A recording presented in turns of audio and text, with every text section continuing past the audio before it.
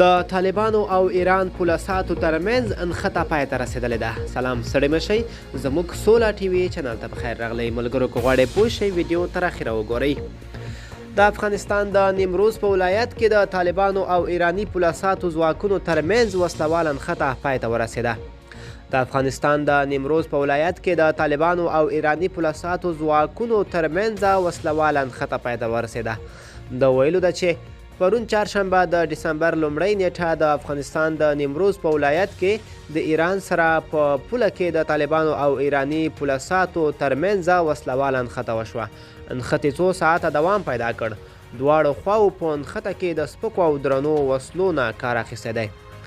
د بل پلوه په ځینو خبري پاڼو کې د طالبانو لخوا د ایراني پولساتو د بعضو پوستو د نیولو ادعا کړې وه، خو د ایران د سپا پاسداران ځواکونو ته نږدې سرچینې بیا دا ادعاګانې رد کړې وې او ویلي وو چې دا ادعاګانې ټولې بې بنسټه دي.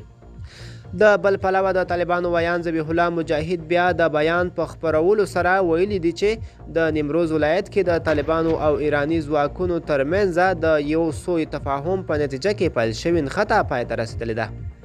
په انخته کې دواړو خواو ته ځاني زیان نه دی اوښتی. انخته د مشرانو په لازمو لارښوونو پای ته رسېدلې ده.